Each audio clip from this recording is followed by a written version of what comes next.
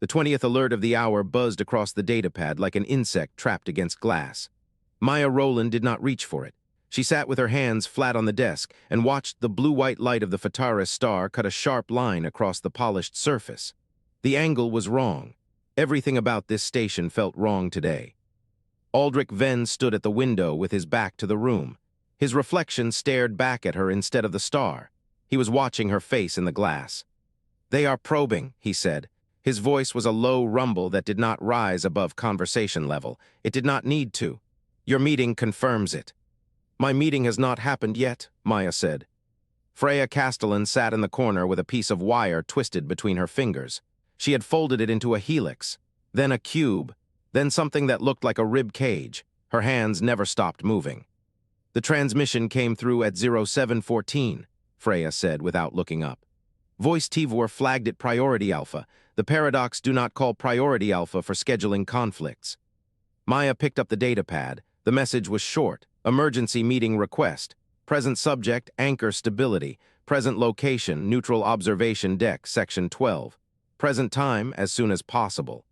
The paradox used the word emergency. They did not use that word lightly. They did not use any word lightly. Language was vibration to them. Vibration carried truth in ways spoken words could not fake. "I am going," Maia said. "You should not," Aldric said. He turned from the window, his one good eye fixed on her with the weight of a man who had survived a war by learning when to retreat. "The anchor fluctuated again last night. The paradox know about it. They want to see how we react. Every meeting we take with them tells them where our pressure points are. Not going tells them we are afraid." "We are afraid," Aldric said. "That is the rational response to an unstable dimensional anchor that is the only thing between this system and whatever lives on the other side of a broken rift." Freya's hands stopped moving. The wire hung between her fingers in a shape Maia did not recognize. It looked like a question mark. "The crack pattern changed," Freya said. The room went still. The hum of the station's ventilation filled the space like a held breath. "Changed how?" Maia said. Freya pulled up a holographic projection from her datapad. The anchor rotated in blue light, a 12-meter sphere of braided timelines and compressed real space. It looked solid. It was not. Cracks ran across the surface like veins in old marble. But that was not what made Maia's blood go cold. The cracks were no longer random. They circled the sphere in a long, slow curve. A spiral, starting from the North Pole and winding outward toward the equator. Deliberate, intentional.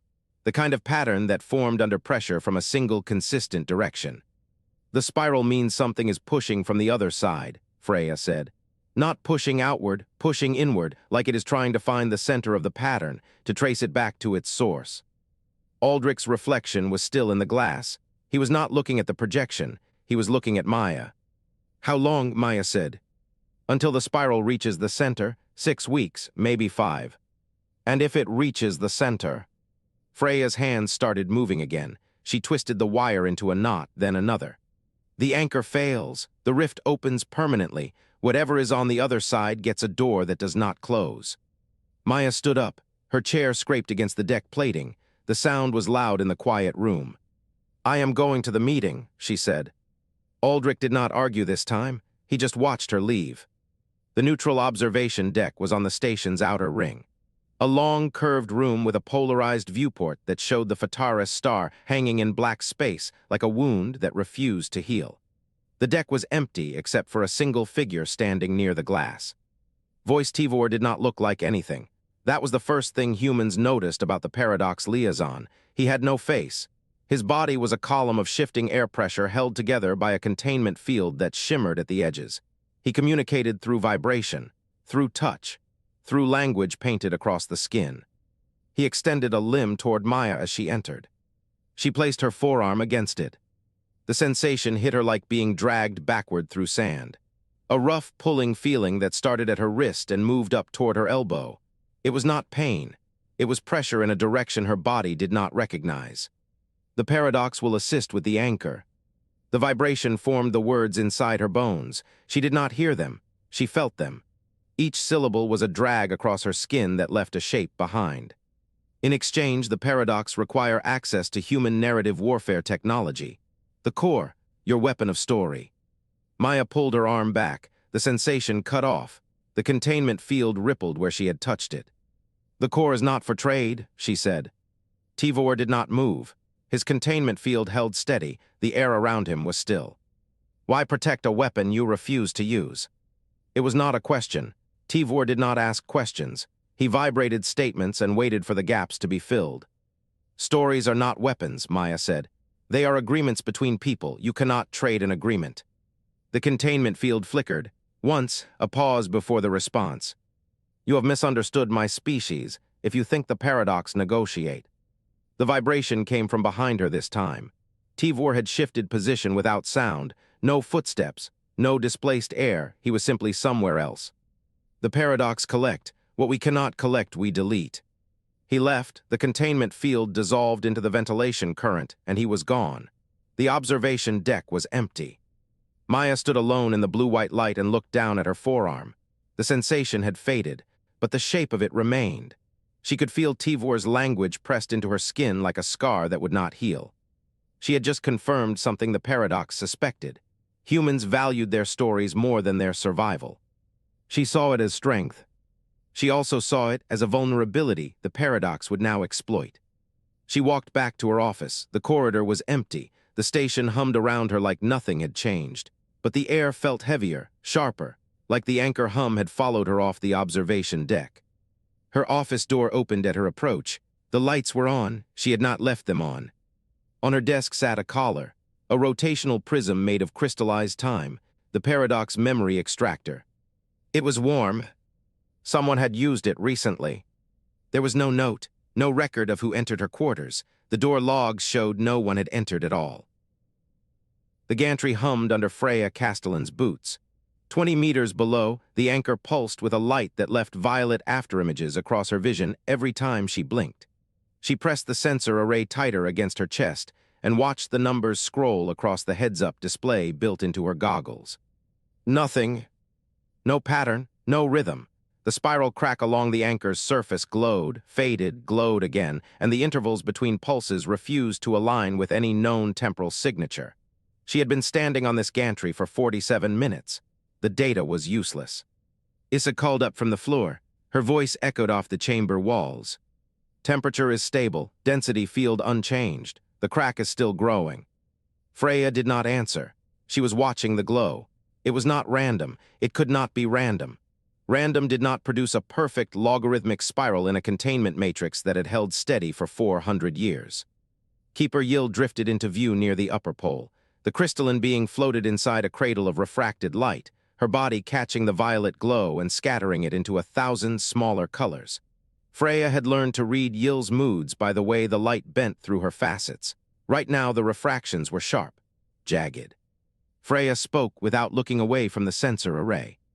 "The anchor has never pulsed before." Yill answered in bursts of light. The translation matrix in Freya's earpiece turned the flashes into flat-spoken words. "No, not in 400 years." Freya lowered the sensor array. It hung from its strap against her chest. "What is on the other side of the rift?" The light from Yill's body dimmed. The translation took a long moment. "I have never been told. The original builders carried that knowledge. They died before they passed it on." Freya turned to face the keeper. The crystal being's surface was smooth, unreadable, but the dimness of her light told Freya everything she needed to know. "You never asked." Yill's facets caught the violet pulse and held it. "I asked once. The answer I received was that the information was classified above my station. I did not ask again." The spiral crack lengthened while Freya watched. A visible fracture etched itself into the anchor's surface, tracing the curve of the spiral like a finger following a drawn line. The violet glow deepened. Freya's hand moved to the comm panel on her wrist. She pressed the emergency broadcast frequency. "This is Castellan in the anchor chamber. I am ordering the station to emergency readiness. All non-essential personnel to evacuation bays. Repeat, all non-essential personnel to evacuation bays." A voice crackled back. It was young, scared. "What constitutes non-essential?" Freya's voice flattened. "If you do not know what the anchor is, you are non-essential. Move." She killed the comm and turned back to the data, and then she felt it. A low-frequency thrum vibrated through the gantry bolts. It traveled up through the steel into the soles of her boots and into her spine. She felt it in her teeth, in her skull. She looked at the anchor. The pulse matched the thrum matched the pulse. Freya dropped to her knees on the gantry. She pulled the sensor array off her chest and plugged a cable directly into the gantry's diagnostic port. The data stream hit her goggles so fast she had to close her eyes. The anchor was not cracking. It was communicating.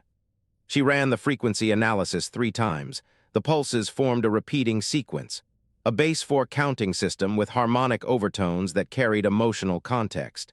The language was primitive by galactic standards, but it was deliberate. Something on the other side of the rift was speaking to the anchor. Freya opened her eyes. She looked up at Yill. The Keeper's crystal body was vibrating. Fine tremors ran through her facets like ripples across water. Yill was afraid. Freya had never seen Yill afraid. In 3 years of working beside her through 2 containment breaches and 1 power cascade that nearly vaporized the chamber, Yill had never shown anything but stoic patience. She was 400 years old. She had stared into a dimensional rift for centuries. She should be beyond fear. She was not. Freya's hands started moving before her brain caught up. She grabbed the diagnostic cable and pulled it free. She keyed the comm panel again. Issa, Dorn, get to the evacuation bay, now. Issa's voice came back tight. What about you? I am the only person qualified to read this decay pattern. Go. The door cycled shut behind them. The chamber went silent except for the thrum and the pulse and the sound of Freya's own breathing. She looked at the data again. The language was base 4. That meant a counting species. Bilateral symmetry. 2 arms, 2 legs, 2 eyes, or something that evolved from that shape. The harmonic overtones suggested a social structure built on pair bonding. The emotional context was complex. It was not just a signal. It was a message. She did not know what it said, but she knew what it meant. Something on the other side was asking a question, and it had been asking that question for a very long time. The anchor was not answering.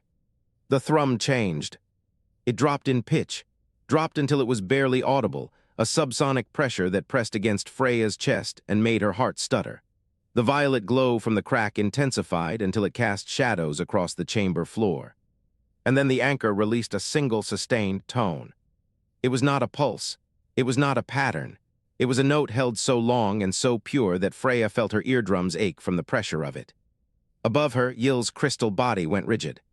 A crack ran through the Keeper's surface. A real crack. A fracture that started at her core and split outward in a web of glowing lines. Yill's light flared once, blindingly bright, and then began to fade. She let out a sound. It was not light. It was not vibration. It was a scream transmitted through the medium of her own breaking body.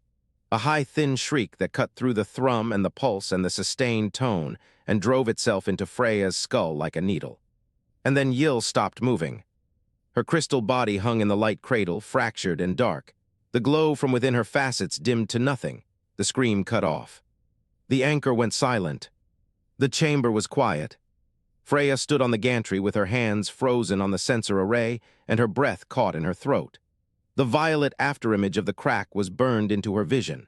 She could still see it when she closed her eyes. She opened them. The spiral crack in the anchor's surface was no longer glowing. But it was still there, and it was longer than it had been before the tone. Freya looked at Yill's silent body, then she looked at the anchor. The thrum started again. This time it was not low frequency. This time it was a rhythm, a heartbeat, someone's heartbeat. It matched her own exactly. The chamber smelled of ozone and stillness. Tivor floated at the center of the infinite corridor, his surface registering the faint pressure shifts of his 2 subordinates as they circled the perimeter. The mirrored walls reflected nothing back. His species had no physical form to cast light, only presence. The warlord Theodoric stood at the room's boundary, his human-shaped avatar draped in cloth that shimmered in colors Tivor's pressure sense registered as pain. Not physical pain, something closer to the moment before an impact. Tivor released the vibration record of his meeting with Administrator Rowland. He painted her refusal across the space between them in precise pressure waves, letting Theodoric feel the exact contours of her voice. The hard edge when she said no, the silence after, the way her breath changed when she mentioned the anchor. The warlord's head tilted. The gesture was copied from humans. It meant curiosity. She refused, Theodoric said, not a question. Her logic does not follow available data models, Tivor replied. The exchange was generous by our standards, technical assistance for a failing dimensional barrier in return for access to one piece of narrative technology. The cost was acceptable. The benefit was obvious. And yet, she chose sentiment over survival.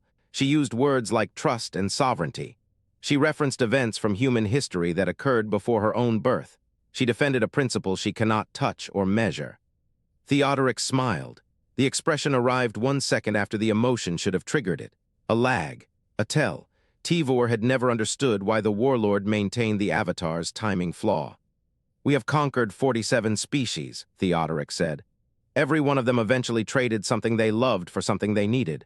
Territory for peace, children for resources, memory for time. The exchange was always the same. The value was always calculable. He stepped forward. The timeline cloth dragged across the deck plating like something heavier than fabric. Humans have not traded, he said. They lost a war that nearly erased them. They should be desperate. They should be grateful for any offer. Tivor pulsed agreement.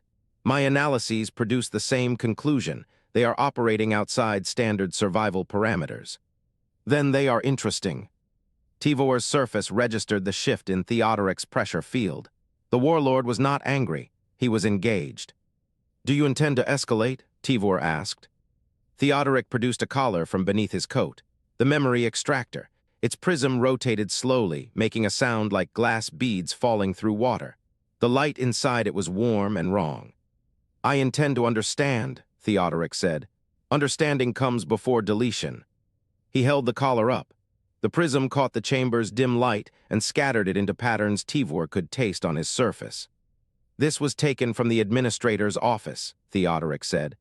I have already used it on a human prisoner from the station's lower levels, a maintenance worker, minor security clearance, no tactical value. He activated the collar. The memory bloomed in the center of the room. Tivor had no eyes, but he perceived it through the pressure shift it created, a woman's face, younger than the prisoner's current form, her hair damp and her eyes wet. She held something small and curled against her chest. A child. The words surfaced from Tivor's data files. Human offspring, neonate. The woman's mouth moved. Sound came with it. She said words Tivor's translation protocols interpreted as joy and fear and love arranged in no rational order. The memory played for 23 seconds. When it ended, the room was quiet except for the prism's slow rotation. Theodoric stood motionless. His avatar's face showed no expression, but his pressure field had changed, tightened. Do you understand that? He asked. Tivor processed the data. The biological event was straightforward. The female had expelled a viable offspring from her body. The offspring was alive. Both survived. The statistical probability of this event was high. The emotional response recorded in the memory did not match the event's significance. The woman's memory edited out the pain, Tivor said. Her body experienced significant trauma during the birth. The data from the extraction shows the pain was present in the original experience, but the memory she stored does not contain it. Correct. It also amplified trivial affection. The act of holding the offspring against her chest produced a hormonal response disproportionate to the sensory input. Correct. Tivor felt the residue. The extracted emotion had left something on his surface, a warmth that should not exist. His species did not have temperature receptors. He felt it anyway. Human memory is illogical, Theodoric said. It rewrites itself. It prioritizes meaning over accuracy. It sacrifices data for sentiment. This makes it useless for intelligence gathering. He paused. His avatar's smile arrived late. But it makes it valuable for something else. Tivor waited. The warlord did not elaborate. Continue observing the administrator, Theodoric said. I want to see what she does when the anchor fails. I want to see if she breaks. He turned. The timeline cloth caught the light again, and Tivor's pressure sense registered a color that did not exist. The warlord walked to the edge of the chamber and stopped. She will break, he said. They always do. I want to watch the exact moment it happens. He left. The two subordinates followed as air currents. The chamber was empty. Tivor floated in the center of the infinite corridor. The memory's residue still clung to his surface. Warmth that had no source. a pressure that should not persist. He processed the data again, the woman's face, the child against her chest, the words that meant joy and fear and love arranged in no rational order. His own logic systems could not account for the residue. He filed the observation as anomalous data and moved to his next priority. A signal arrived. Priority Alpha, source, the anchor chamber. Tivor opened the channel, and the human engineer's voice flooded his pressure sense. Freya Castellan. She was speaking in a pattern he recognized immediately. The base 4 language from the rift, the emotional harmonic overtones that should not exist in structured communication. She did not know what she was saying, but the signal on the other side had answered her. Tivor's surface registered the warmth again, stronger now. The residue from the memory and the signal from the engineer combined into something he could not classify. He sent a message to Theodoric's personal frequency. The warlord would want to see this. He wanted to see the exact moment something broke. But Tivor was no longer certain which side the breaking would happen on. The anchor chamber was a cavern of violet shadows and dead air. Emergency lighting bled from the ceiling seams, casting long streaks across the gantry where Freya stood. Below her, the anchor pulsed, slow, rhythmic, patient. Each throb lit the room from within, illuminating dust motes that hung in the air like frozen stars. Keeper Yill floated near the upper service ring. Her crystalline body had gone dark. A single fracture ran from her crown to her core, not a crack in stone, but a split in light itself. She had stopped moving 3 minutes ago. She had stopped refracting. Freya did not look at her. She looked at the pattern. The translation algorithm ran on her datapad, a thing she had built from instinct and desperation in the hours since Yill first heard the pulses. The anchor's base 4 language mapped cleanly. The emotional harmonic overtones resolved into something almost familiar. The translation completed. Freya read it, then she read it again. 3 statements, repeated in sequence like a person saying the same words over and over, hoping someone would finally hear. Help. Door. Opened. No variation, no threat, no demand. Just the same 3 concepts arranged in a loop that had been running for longer than human civilization had existed. Freya's hands stopped moving for the first time in weeks. They lay flat against the railing, still. The entity on the other side was not attacking. It was not trying to escape. It was asking for assistance. The rift was not a prison. It was a gate. And someone had been standing on the other side, knocking for 400,000 years. The chamber door hissed open behind her. Maia stepped through with the economy of someone who had crossed a war zone to get here. Her silver-streaked hair was damp. A cut across her knuckles bled freely. She did not seem to notice. Status, she said. Freya did not turn around. The anchor pulsed again. Violet light caught the dust motes and turned them into a constellation of frozen stars. The anchor is not failing, Freya said. Her voice was flat. It was being called. Something on the other side has been sending a message. Help, door, open, for 400 millennia. Maia walked to the railing and stood beside her. She looked down at the anchor. Her fingertip tapped against the metal once, twice, 3 times. Is it hostile? Freya shook her head. I do not know. The language contains no threat markers, no reassurance either. It is the equivalent of a person trapped in a room knocking on the door. That is all. Maia was silent for a long moment. The anchor pulsed again. The light caught the cut on her knuckles and turned it black. If we respond, Maia said, we change the situation. You understand that? Yes. And if we stay silent, we leave something alone in the dark that has been asking for help since before our species existed. Freya turned. She looked at Maia's face, not the administrator's mask, her mother's face. The scar along her jaw caught the violet glow and held it. I know what the right choice is, Freya said. I also know what the safe choice is. They are not the same. Maia's hands stopped tapping. She stared at the anchor, at the crack that ran along its surface, the spiral that was not damage but language. Answer it, Maia said. If it has been calling for help, refusing to respond is its own kind of violence. Freya did not hesitate. She turned back to her datapad and composed the response. She used the same pattern, same language, same emotional harmonics. Help received. Door delayed. Wait. She transmitted it through the anchor's own pulse rhythm. The violet glow brightened once as the signal passed through. Then the chamber went dark. The anchor's violet pulse stopped. The emergency lighting held steady. The dust motes kept drifting, but the heartbeat was gone.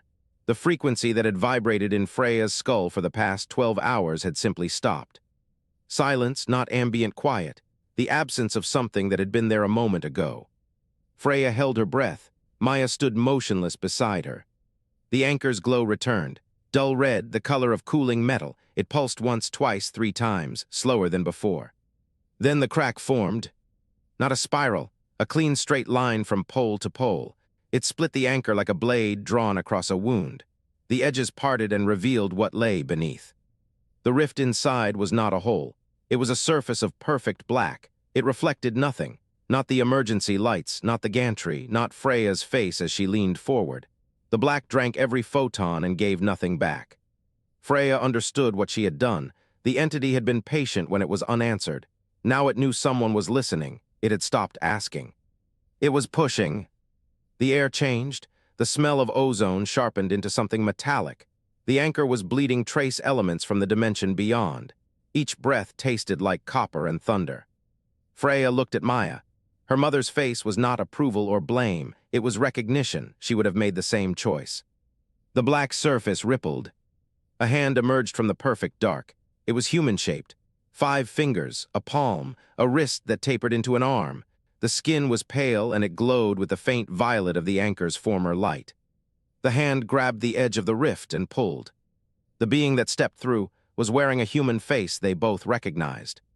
It was Freya's face. Same bone structure, same jawline, same pale skin and dark circles.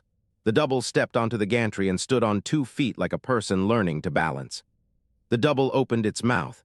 The voice that came out was made of silence. It pressed against Freya's skin like a vibration, like a pulse. "Thank you," it said. The frost was not natural frost. It grew in spirals across the gantry railings, spiral patterns that matched the cracks in the anchor. Maia felt the cold through her boots. It was a cold with intention. The being stood in the center of the chamber. It looked exactly like Freya. Same pale skin, same dark circles, same nervous hands held perfectly still for the first time in 27 years. It breathed, no mist formed at its mouth.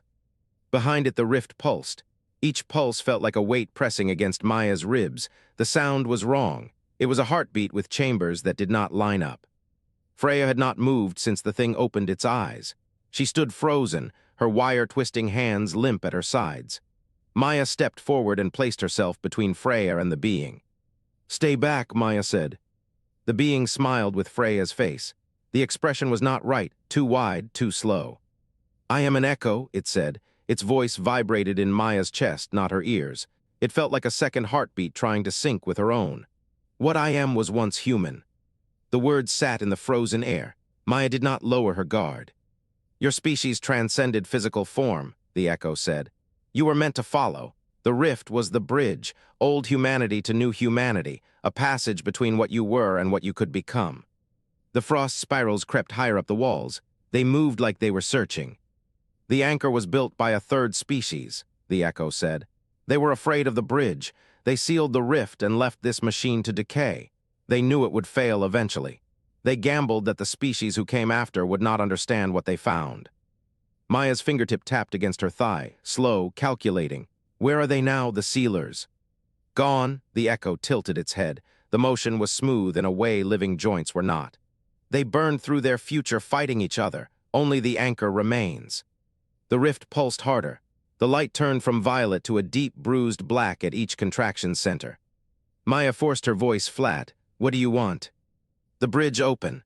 The echo's voice dropped. It vibrated lower now, deeper in the bone. "My people are waiting. They have been waiting for 400 years. They have been patient. They have been careful. They have been alone." A sphere of refracted light flickered into existence near the gantry. Tivor's projection. The air near it vibrated with the Paradox Liar's characteristic pressure signature, but the sound was distorted. The echo's presence interfered with the transmission. "Why did we never detect your species?" Tivor's voice pushed against Maia's skin. It came at a wrong angle. The echo turned its Freya head to face the sphere. "Because you only look forward, we live sideways. We are not in your future. We are adjacent." The word sat wrong in Maia's mind. Adjacent. The concept was a door that opened onto a hallway she could not see. Aldric's boots rang against the gantry. He had arrived with 6 armed soldiers in full combat rig. Their weapons were trained on the Echo. The frost spirals crackled under their boots. "This is a threat," Aldric said. His voice was granite, his one good eye fixed on the Echo without blinking. Maia held up her hand. "Stand down, Aldric." He did not move. His weapon stayed aimed. "You carry grief for the daughter you lost in the war," the Echo said. Aldric's hand went still on the trigger. The soldiers looked at each other. No one breathed. The Echo's voice softened. It became almost kind. She did not suffer. The extraction was clean. The paradox who took her memory recorded everything. Aldric's face did not change, but his hand trembled once. A micro-movement that Maia caught because she had known him for 20 years. "The paradox stole a memory extractor from my office," Maia said. The pieces clicked together. "The Echo accessed its contents through the rift." Aldric lowered his weapon. He did not look at Maia. He looked at the Echo, and his expression was raw in a way she had never seen. "I want to hear more," he said. It was not a request. The Echo turned back to Tivor's flickering sphere. "You will not conquer humanity. When humans are ready, they will surrender, but you cannot hold what they give away." Tivor's projection flickered hard. The pressure signature in the air went jagged. "That statement has no logical structure." "It is not meant to have logical structure," the Echo said. "It is a story. You will learn to understand them or you will fail." Maia watched the Echo. She watched the frost spirals. She watched the rift pulse like a living wound, and she understood. The Echo had access to every human memory within range of the rift. Every secret, every grief, every moment of shame and love and failure and triumph. It could have used any of it as a weapon. Instead, it used the gentlest memory it had to break a grieving father's silence. It was showing her the full extent of its power, so she would understand it did not need to use it. Trust offered without leverage. Maia had never seen that before. Not from any species, not from any human. The rarest thing in the galaxy stood in front of her wearing her daughter's face. "Tell me what you need," Maia said. The Echo held out its hand. The fingers were Freya's fingers. The palm was Freya's palm, but the gesture was older than any human body. "There is a cost," the Echo said. "The sealers built a failsafe into the anchor. When the bridge opens, a wave of temporal energy will propagate through this system. It will destroy every paradox ship in range."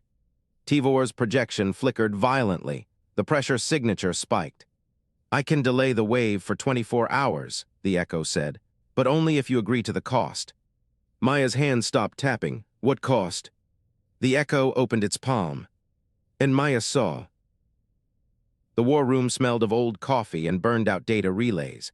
Maia stood at the center of the room with system maps layered across every surface. Projection overlays stacked so thick the wall looked like a solid glow of blue-white light. The Echo stood in the corner. It had no face now. Just a featureless humanoid outline that somehow reflected the station's light wrong, as if the photons bent around it rather than striking it. Freya sat slumped against a bulkhead with her hands wrapped around a cooling mug she had not drunk from. Aldric leaned by the door. His one good eye tracked the Echo and never blinked. Voice Tivor's projection flickered near the ceiling. The paradox liaison had his signal routed through the station's emergency relay, and the image kept losing cohesion at the edges. Maia broke the silence first. "Tell us the full cost." The Echo's voice came from everywhere in the room at once. It did not move its mouth because it had no mouth. The sound simply existed in the air between them. "The temporal wave will not kill humans. Your biology is incompatible with the resonance frequency. But every paradox within a 12-light-year radius will be erased from existence. Their timeline strands will be severed at the root. Approximately 87,000 paradox individuals occupy the current expansion volume, including your liaison and the warlord Theodoric." Tivor's projection went completely still. No flicker, no motion, just a frozen image hanging in the air. Maia felt the weight settle across her shoulders like a physical thing. "Is there another way?" "No." "The beings who built the anchor, the sealers, why did they design it this way?" The Echo tilted its head. The motion was wrong. It moved one full second before the rest of the body followed. "The sealers hated the paradox. The paradox had fractured their timeline, erased their dead, rewritten their history for convenience. The sealers designed the bridge to open only over the graves of their enemies. They wanted the paradox to watch the door swing open and know they had already lost." Aldric's voice cut through the room like a blade. Then we take it. Maia turned to face him. He stood with his arms crossed and his jaw set hard enough to crack teeth. The paradox burned 3 human colonies. They used memory extractors on survivors. They treated our dead like data files. This is not a tragedy we are choosing. This is an opportunity we did not ask for, except the cost and the threat is gone. Freya set her mug down hard. The ceramic cracked against the deck plating. That is not justice. That is genocide. It is the same logic the paradox use. We do not get to be better by being worse. Aldric's eye narrowed. Better is a luxury. We are talking about survival. Maia raised one hand. The motion stopped both of them cold. She turned back to the echo. If the paradox evacuate the system before the wave propagates, can they survive? No, the wave moves at the speed of narrative transmission, faster than any ship, faster than light. There is no escape from it. Tivor's projection finally moved. It sharpened at the edges as he poured focus into the signal. Administrator Rowland, if you proceed with the bridge opening, the Paradox Dominion will consider this an act of war. Every human world within reach will be sterilized. Your extinction will follow ours by approximately 3 standard years. Maia held his projection's gaze. I am not proceeding with the bridge opening. The room went quiet. Freya's mug hit the deck again. She had forgotten she was holding it. Maia. Aldric pushed off the wall. Explain that. Maia kept her eyes on the echo. I will not trade one species for another. I will not trade clean hands for a clean system. If the only way forward is a body count, then I choose a different direction. The echo stood perfectly still. Its featureless surface caught the blue-white light and held it without reflecting. Then it spoke. You passed. Maia felt her stomach drop. Passed what? The test. The echo's voice carried no satisfaction, no warmth. The first option was a design choice. The sealers built it specifically to determine whether the species that found the bridge would repeat their mistakes. If you had accepted the sacrifice freely, I would have known you were the same as them. I would have sealed the bridge permanently. You would have died with your station, and the rift would have closed for good. Freya's breath caught. You were testing us. I was testing her. The echo raised one hand and gestured toward Maia. The administrator refused genocide without knowing she was being evaluated. That refusal revealed something the sealers never learned. Humanity is not the same species that built the anchor. You have changed. You can hold power without using it as a weapon. Aldric's voice came out rough. What happens now? The echo lowered its hand. There is a second option. The bridge can be opened gradually over several months. The temporal wave will be diffused across that period. The paradox in the system will experience timeline instability but not erasure. They will survive. Maia waited. She knew what was coming. But the sealer's failsafe will activate a defense mechanism once the gradual opening begins. That mechanism will transmit an extinction signal toward the paradox home world. The signal travels slower than the wave. It will take years to arrive. Tivor's projection flared brighter. His voice vibrated through the air. Years to intercept it. If the paradox and humanity establish a permanent peace before the signal arrives, it can be disabled. If not, the home world dies. Tivor's projection flickered so intensely that the image nearly collapsed. This is a hostage situation. Maia turned to face the flickering projection. It is, and it is the only option that leaves everyone alive. She held the silence, let it stretch. The echo's neutral form stood motionless in the corner. It cast no shadow against the wall. The blue-white light passed through its outline and came out the other side without interruption. Maia looked at Freya first, then at Aldric, then back at the projection. She did not say anything else. She did not need to. The echo moved toward the door. Its steps made no sound. When it reached the threshold, it turned back. Begin the gradual opening. Maia nodded once. Begin it. The echo raised both hands. The air in the room changed pressure. Maia's ears popped. A low hum started in the deck plating and climbed up through her boots and into her spine. The rift at the center of the station's core chamber widened by a single centimeter. A wave of light washed through the war room. It passed through every person and every object as if they were made of glass. The light had no color or every color. Maia could not hold the image in her mind long enough to describe it. When the light passed, Freya gasped. She was staring at her own hands. Tears tracked down her face without warning. Freya, what is it? Freya looked up with eyes that did not belong to the same woman who had walked into this room.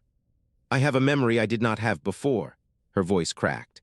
"A garden, red flowers growing along a stone wall, a sky that is purple at the edges. I have never been there, but I remember the smell of the air." The echo spoke from the threshold. "The bridge is open. That garden is real. It exists on the other side." The echo paused. "And it belongs to humanity now." Aldric's hand went to his sidearm. He did not draw it. His fingers rested on the grip like he needed to feel something solid. Maia stared at the memory in her adopted daughter's eyes and felt the weight of a decision she had not known she was making. The station hummed beneath her feet, and the rift kept growing. They sat on the observation deck and watched the rift hang in the dark. It looked like a vertical scar scratched across the fabric of space. The edges glowed faintly violet where the anchor's energy still clung. But the anchor itself was silent now. The frost had melted, and the hum that had vibrated through the station's bones for 400 years was gone. Beyond the rift, a world turned slowly. Blue-green atmosphere wrapped it like a veil. A single continent dominated the visible hemisphere. It was shaped like an open hand reaching upward. Maia pressed her palm against the observation window. The glass was cold. She had not slept in 32 hours. Freya stood beside her with her arms crossed. The dark circles under her eyes had deepened into bruises, but something else had settled in her posture, something quieter. Aldric leaned against the far wall and watched the garden world with one good eye. He had not spoken in 20 minutes. The pressure field against the window shifted, and Maia felt it across her skin. Tivor in his natural form was a presence more than a shape. He vibrated at a frequency she had learned to read as uncertainty. He spoke, and the words painted across her forearm. "Theodoric has accepted the terms." Maia nodded slowly. She had expected resistance. She had prepared for a war of words that might last years. Tivor continued. He said the alternative was extinction within 3 cycles. The warlord calculated the odds. Negotiation was the only path with a positive outcome. "Why now?" Maia asked. Tivor's pressure field flickered. "The human pattern of conflict is not rational. Humans do not fight to eliminate a threat. You fight to make a statement. The statement survives any defeat." Theodoric understood this only when he reviewed the memory extractor logs from the birthing chamber. The mother did not fight to save herself. She fought to create something that would exist after she was gone. Tivor paused. "We have no equivalent data point in our species' history." Freya turned from the window. "So the galaxy's most dangerous warlord surrendered because of a single memory of a human giving birth." Tivor's vibration flattened. He surrendered because he realized he could never defeat a species that treats extinction as an acceptable cost. You would rather die as a story than live as a statistic. That is not a tactical position. It is a pathology. Maia almost smiled. She said, "We call it having principles." The light at the center of the rift pulsed. A shape emerged. It came through as a stream of compressed light that unfolded into human form. The figure stood on the observation deck, and it wore the face of someone Maia did not recognize. A woman with dark skin and hair that moved like it was underwater. She carried something in her hands, a seed the size of a fist. It glowed from the inside. Behind her, more light pulses gathered at the rift's edge. They waited, patient. The echo stepped forward. She still wore Freya's face, but the voice was older when she spoke. "The crossing has begun." Maia looked at the waiting figures. "How many of you are there?" The echo considered. Enough to rebuild, not enough to repeat the mistakes. Freya moved closer to the window. She pointed at the garden world. She said, "That was the first world your people settled, wasn't it?" The echo nodded. "The preserve was a seed bank for 1,000 worlds. We stored genetic material and knowledge and memory. We knew the bridge would take centuries to open. We planned for that." Aldric pushed off the wall. His voice was rough. "So you built a prison for yourselves and called it safety." The echo did not flinch. "We built a sacrifice and called it hope. There is a difference. The bridge is open now. The garden world is visible and green and waiting." Maia said, "We rebuild." She said it quietly. She said it like she was testing the weight of the words. "The garden world is a starting point. The paradox are an ally by necessity. The galaxy has a new power balance now." Aldric grunted. He said, "It sounds fragile." "Everything is fragile at the beginning." Tivor's pressure field shifted. He spoke to Maia directly. My report to the Paradox Council will be incomplete. I cannot describe human motivation. It does not fit any data model I possess. I will classify it as an outlier. Maia turned to face him. The pressure field was invisible, but she felt it against her skin like a held breath. She said it is not an outlier. It is a story. Humans are the species that rewrites itself mid-paragraph. The paradox prefers finished manuscripts. That is why you will never understand us. The observation deck went silent. Tivor's vibration slowed to something Maia had never felt from him before. It was not uncertainty. It was something softer. He said, "I envy that." She waited. He continued, "I have never said anything that was not data. I have never said anything fragile enough to be broken. Every word I speak is a measurement. Every sentence is a conclusion." Maia looked at him. The pressure field was a presence against her skin. She said, "What do you want?" Tivor paused.